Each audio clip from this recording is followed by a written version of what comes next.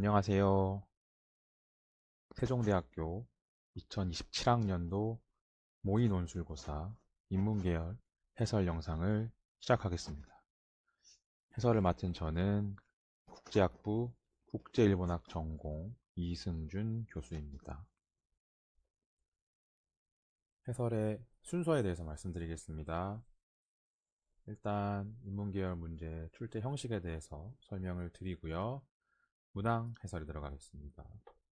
문항 해설은 제시문 분석, 문항 분석, 문항 해설, 예시 답안의 순으로 이루어져 있습니다. 그리고 마지막으로 채점 기준에 대해서 설명드리겠습니다. 일단 출제 형식에 대해서 말씀드리겠습니다. 저희 세종대학교 모의논술고사 인문계열은 총 2문제가 출제가 됩니다. 각 문제마다 배점과 요구하는 답안 분량이 다른데요. 1번 문제는 총 300점이 배점되어 있고 답안은 400자에서 500자 사이로 작성해 주셔야 합니다. 그 다음에 2번 문제는 500점 배점으로 이루어져 있고요. 800자에서 900자 사이로 서술을 해 주셔야 합니다. 두 문제의 문항 정보를 말씀드리면 두 문제 다 제시문을 이해해서 그에 근거해서 논리적으로 분석하고 서술하는 형태의 문제를 출제했습니다. 조금 더 구체적으로 말씀을 드리면 1번은 제시문을 분석해서 공통의 문제와 원인을 서술하는 문제가 되겠고요. 2번은 제시문 라가 되겠죠. 제시문에 드러나 있는 개념을 파악한 다음에 그것을 다른 제시문에 응용해서 분석, 서술하는 문제가 되겠습니다. 제시문에 대한 설명을 드리겠습니다. 제시문 가는 오늘날 대표적 주거 형태인 아파트와 관련된 서술로 이루어져 있는데요. 이 아파트가 전통적인 주거 형태인 주택과 다른 특징은 이 사이공간이라고 하는 공간, 어떤 중간적 성격의 공간이 존재하지 않는다. 그래서 이 아파트 단지 안에서는 상징적 결속성만 확보될 뿐 단지 내외 사람들이 충분히 소통하지 못한다. 그리고 이러한 오늘날의 주거 형태로서의 아파트의 특징이라고 하는 것은 현대인의 개인주의적 성향과도 잘 맞아떨어진다 라는 내용의 제시문이 되겠습니다. 제시문 나는 과잉 연결 사회에 대한 설명이죠. 오늘날 사람과 사물이 인터넷 통신망으로 연결이 되어 있고 이러한 시대를 과잉 연결 시대라고 규정을 하고 있는 제시문인데요. 그래서 이 과잉 연결 시대를 사는 오늘날 사람들은 내 이웃에 관심도 없고 그렇기 때문에 사람과 사람 간의 진정한 소통이 이루어지지 못하고 있다라고 하는 취지의 내용이 써 있습니다. 제시문 다는 현대소설에서 가지고 왔습니다. 이 주인공 공이라고 하는 사람은 이 승강기를 본인이 이용하지도 않는데 승강기 교체 비용이 포함된 고지서가 본인한테 와서 이의를 제기를 하죠. 그래서 부당하다. 내가 왜 이 교체 비용을 내야 하느냐. 나는 엘리베이터를 쓰지도 않는데 라고 주장을 하지만 관리소장에게 묵살을 당했고 본인이 엘리베이터를 쓰지 않았음을 증명하기 위해 주민들의 증언을 받기 위해서 돌아다니는 내용이 되겠습니다. 그러면서 이제 할아버지와 여자를 차례로 만나게 되는 거죠. 거기서 이제 할아버지는 밑줄이 그어져 있듯이 한 지붕 아래 살면 가족인데 이 가족이 사는 집을 나 몰라라 하면 되겠냐라는 논리로 공의 이 서명 요구에 대해서 이의를 제기하고 있고 또 다른 차원에서 여자는 아파트 시세 떨어지면 책임질 거냐 교체비 내가 내줄 수 있다 좀 분란 일으키지 말아라 하는 말을 하면서 주인공 공의 요구를 묵살하고 있습니다. 이 두 사람의 차이점을 비교해서 서술하라고 문제에서 요구를 하고 있죠. 제시문 라는 이 사회 집단이 구성원의 결합 의지에 따라서 공동사회 또는 이익사회로 구분될 수 있다. 공동사회는 공동체라고 할 수도 있고요. 이익사회는 결사체라고 할 수도 있습니다. 그렇게 구분이 되어 있고 그 구분하는 기준이 무엇인지에 대한 설명문이 되겠습니다. 제시문을 조금 더 분석을 해볼게요. 일단 제시문 가는 이 현대 한국 사회의 대표적 주거 형태인 아파트에 사이 공간이 부재함으로써 이 단지 주민들이 충분히 소통하고 있지 못하는 현실에 대한 내용이 쓰여 있는 글입니다. 국어 교과서에서 출제했습니다. 제시문 나는 이 과잉 연결이 우려될 정도로 인터넷 통신이 발달했지만 이 사람과 사람 사이의 진정한 소통이 이루어지기 어려운 오늘날의 상황에 대한 내용입니다. 이 지문도 국어 교과서에서 출제했습니다.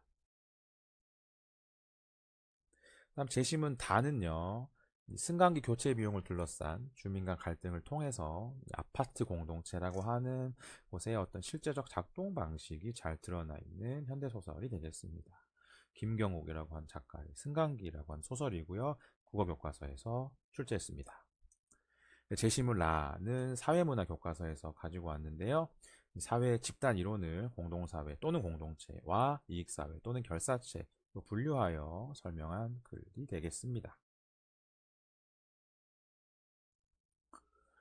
다시 한번 문제를 꼼꼼하게 보도록 하겠습니다. 문제 1번.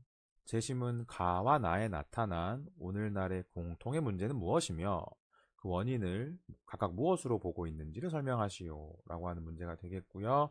400자에서 500자 내로 서술하셔야 합니다.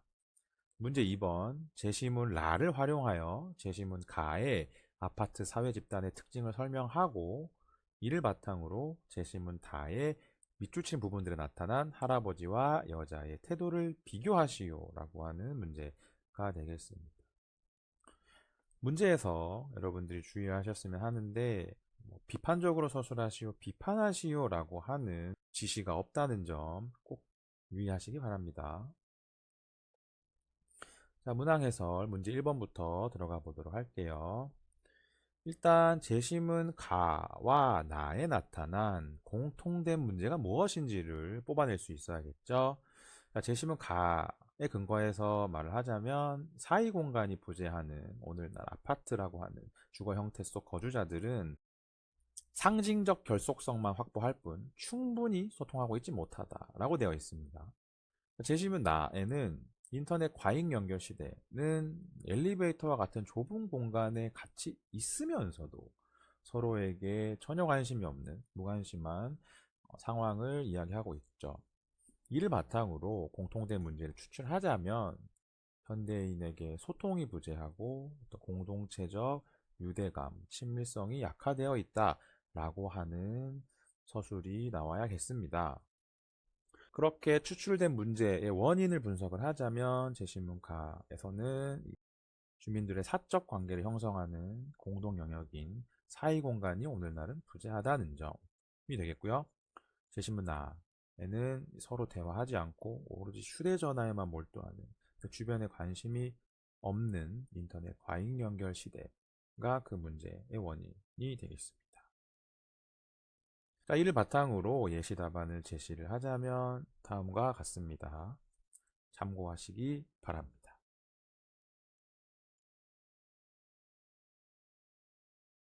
자, 문제 2번의 문항 해설에 들어가겠습니다.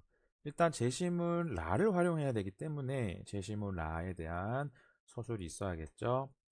이 제시문 라를 보면 사회 집단은 공동사회와 이익사회로 구분이 된다라고 되어 있습니다. 물론 공동체, 결사체로 서술해도 상관없습니다. 설명의 편의를 위해서 공동사회, 이익사회로 설명하겠습니다. 공동사회란 자연 발생적으로 형성이 되며 정서적이고 상호 신뢰도와 협동심이 강하다라고 하는 서술이 있고요. 이익사회는 선택적 의지에 따라 형성되는 것으로 이해타산적이고 목적지향적이다라고 하는 서술이 있습니다. 이 내용이 제시문라의 요약으로서 들어가야겠죠. 그 다음 이를 활용해서 제시문 가의 아파트 사회 집단을 설명한다면 결론적으로 아파트는 이익사회다 라고 하는 이야기가 들어가야겠습니다. 단지의 이익과 관련된 일에는 집단의 힘을 발휘를 하고 이해관계 일치, 예를 들면 집값이 오르락 내리락 하는 상황 등이 되겠죠. 이해관계 일치, 집에 들인 비용을 지키려는 공통의 목적에 따라서만 움직이는 아파트라고 하는 사회 집단은 이익사회다 라고 하는 서술이 있어야겠습니다. 여기까지의 서술을 바탕으로 해서 제시문 다에 나타난 할아버지와 여자의 태도를 비교를 하자면 할아버지는 공동사회적 태도가 되겠습니다. 한 지붕 아래 살면 가족이라고 말하면서 교체비 부담을 당연시하고 있죠.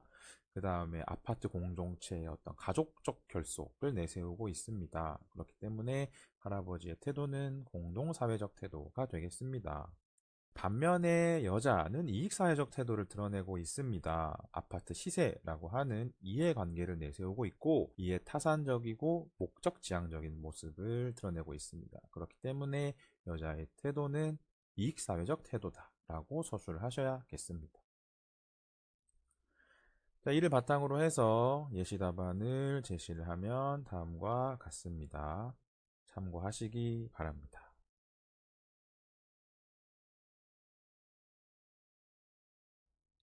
채점 기준에 대해서 말씀드리겠습니다. 문제 1번은 제시문을 정확하게 이해를 한 다음에 제시문에서 드러난 공통의 문제, 그리고 그 원인을 논리적으로 설명할 수 있는 이해력과 분석력을 평가하겠습니다. 문제 2번, 각각 제시문의 내용을 정확하게 파악을 해야겠죠.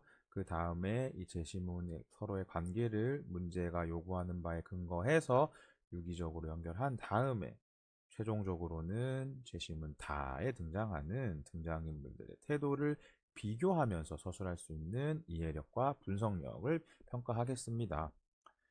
두 문제 다 공통적으로 글의 전개가 논리적으로 짜임새 있게 구성되었는가, 고등학교 학력 수준의 수험생들이 사용할 수 있는 어휘력과 표현력을 지녔는가, 문단 구성은 적절한가, 어법과 맞춤법을 준수했는가, 지정 분량을 준수했는가를 평가하겠습니다.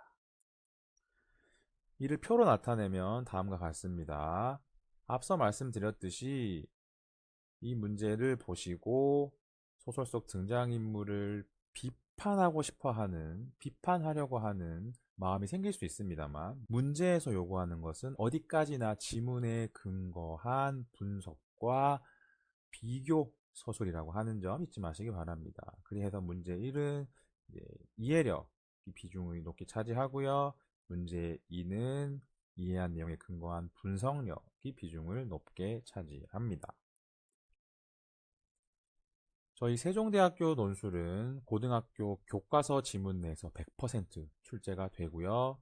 그렇기 때문에 고등학교 수학 능력으로 충분히 답할 수 있는 출제 형식과 난이도로 이루어져 있습니다. 이상으로 2027학년도 세종대학교 모의논술고사 인문계열 문제 해설을 마치겠습니다. 감사합니다.